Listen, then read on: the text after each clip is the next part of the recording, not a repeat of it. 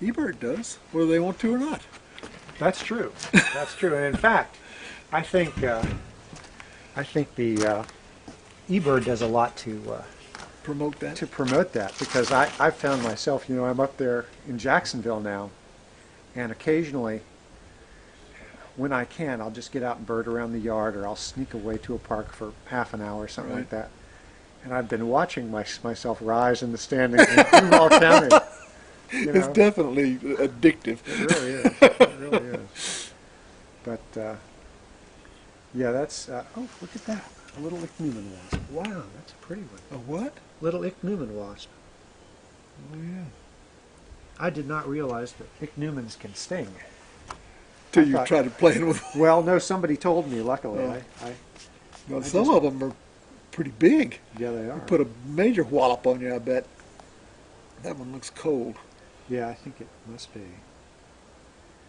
But what else was I gonna? Talking about. Oh, yeah. The reason I brought up whole reason I brought up the question of county birding is because do you have hairy woodpecker for St. Johns County? No. They've found one at the Nocatee Preserve. You ever heard of that place? Well, Must be new. I think it is. I think it is new. I think it's probably connected with some kind of development or something like that. Some kind of mitigation land. Could be. I talked to Diane Reed the other day. Actually, this woman named Jean Rolke, who's an e-birder, had reported hairy woodpecker, and I sent her the standard form letter. And she said, well, I'm fairly certain that's what it was. If you'd like, if anybody would like to come out and see the birds, they're welcome to. So I asked Diane Reed to go out there. And Diane went out, and they saw, had something that sounded to them like a hairy, but they weren't sure. So she went back this morning, and she said, absolutely, hairy woodpeckers. They got documentary photos.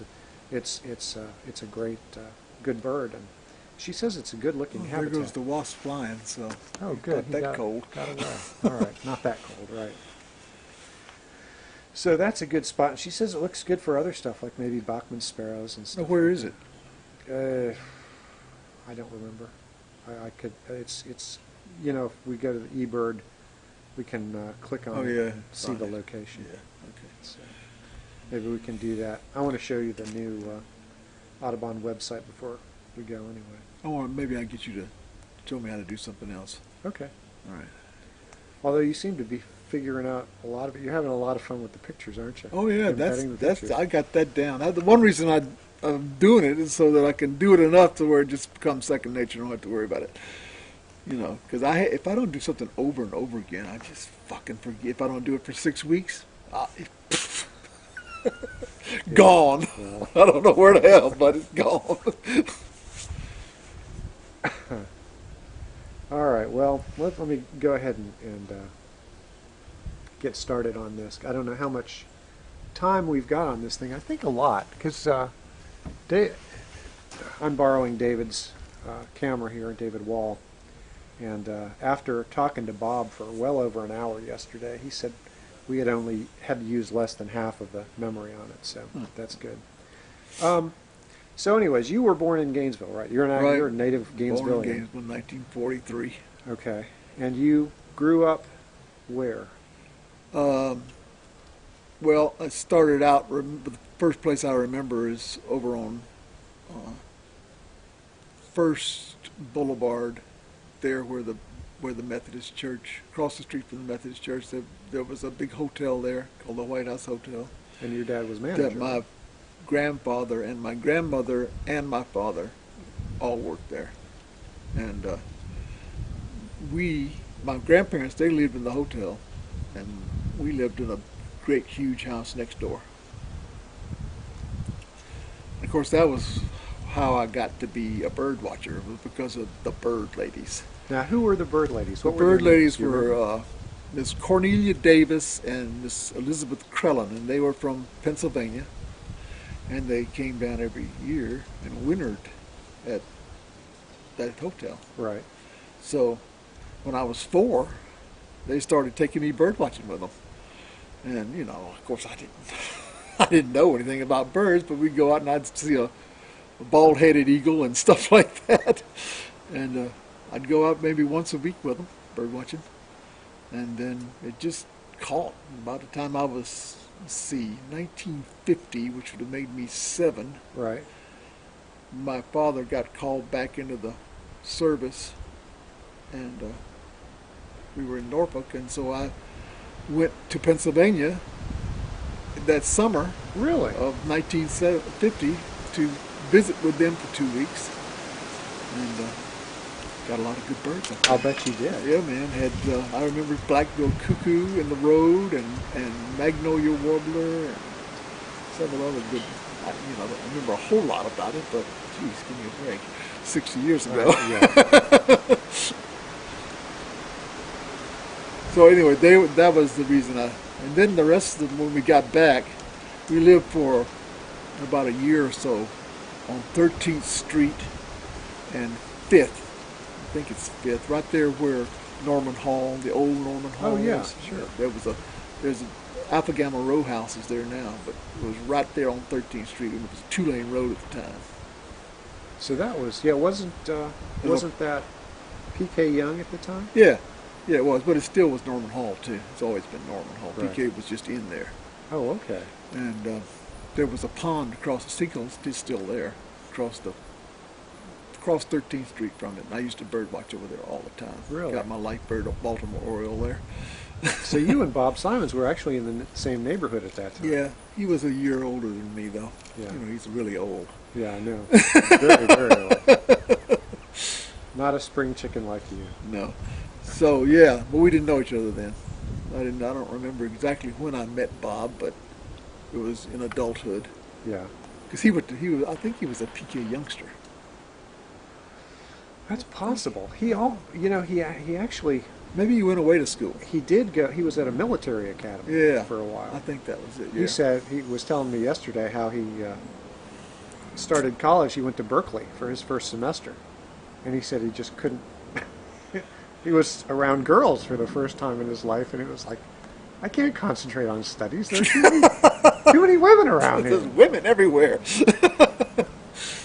So he only lasted one semester at Berkeley. And That wasn't an excuse I Yeah. used, but I had an excuse for flunking out of Florida too. Well, so you were introduced to birding by the bird ladies. Yeah. And you started, when did you start doing it on your own? I mean, I guess when you were across the street from that pond Yeah. I Norman mean, Hall. yeah, I used to go bird watching every day when I was that age. And let's see, that would have about 19. Well, let's see, I started high school in 57. Right. So I was a freshman, and then but 7th and 8th grade, I went to Buholtz Junior High School, which was 907 University Avenue, where the Right. 907 building is now.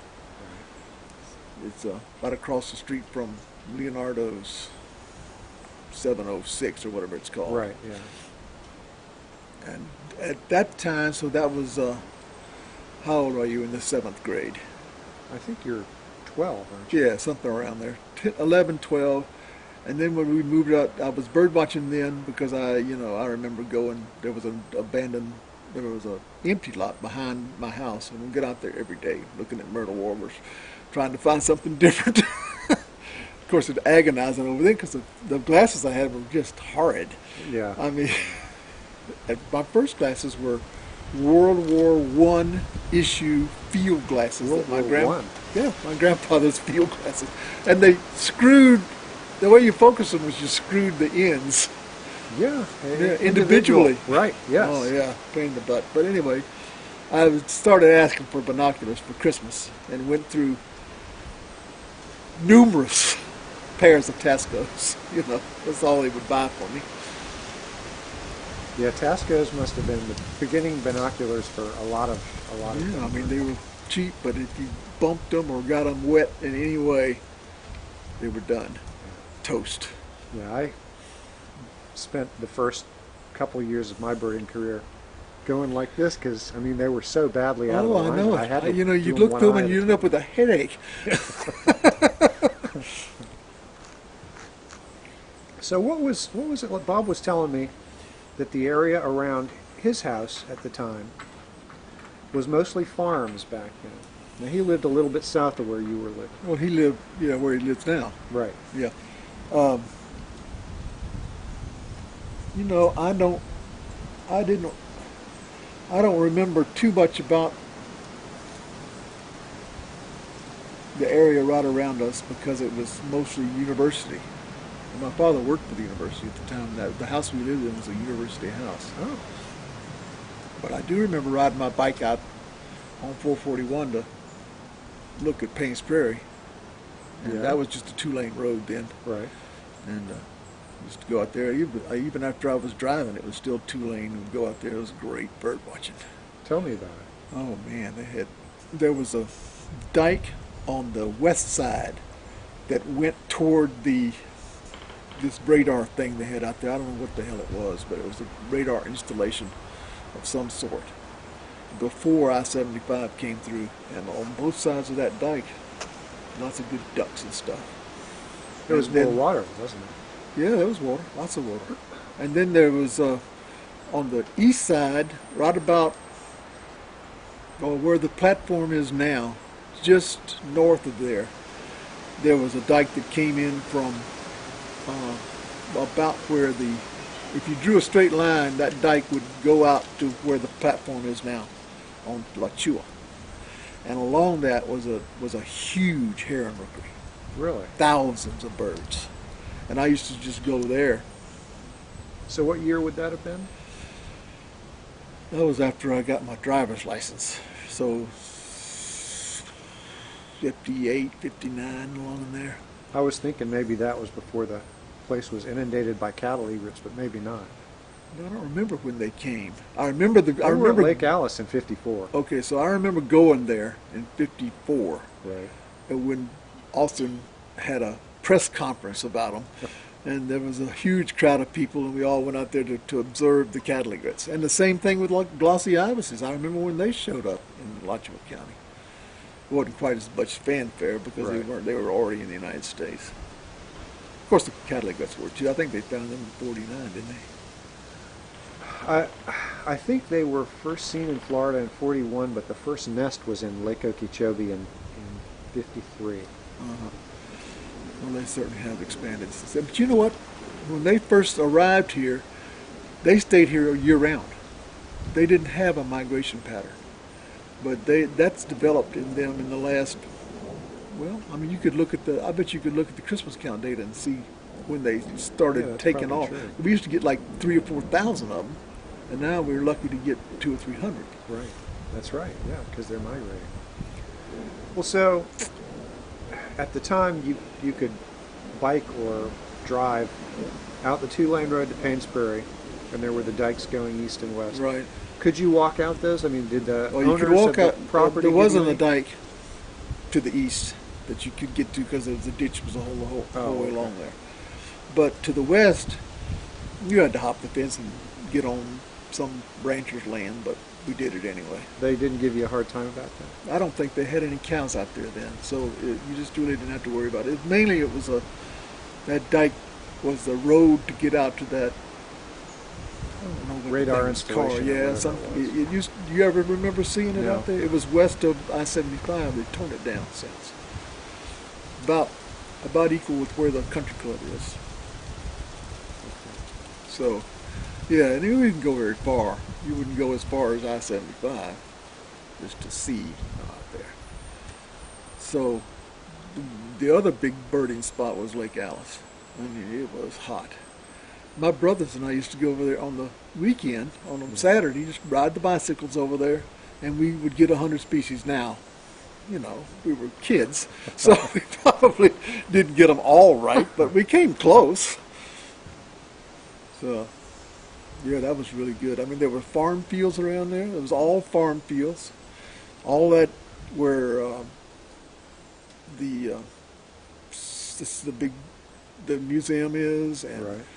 all that student Housing. and the athletic stuff. All that was farm fields. You know, experimental farm fields. That's Right. where I saw Sprague's pipit. I seem to remember vaguely about you seeing Sprague's pipit.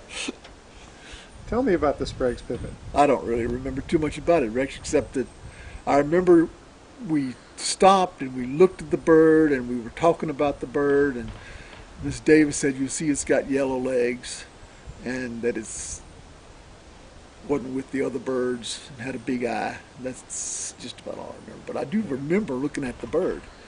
And You remember her pointing it out to you? oh yeah, yeah. And there were a lot of common pipits out there.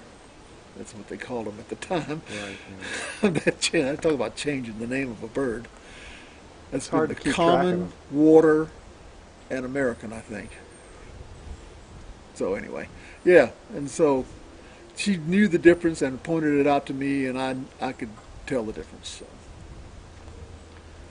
And it was in a little different habitat too. They were in the water pipits were in a pasture, Uh-huh.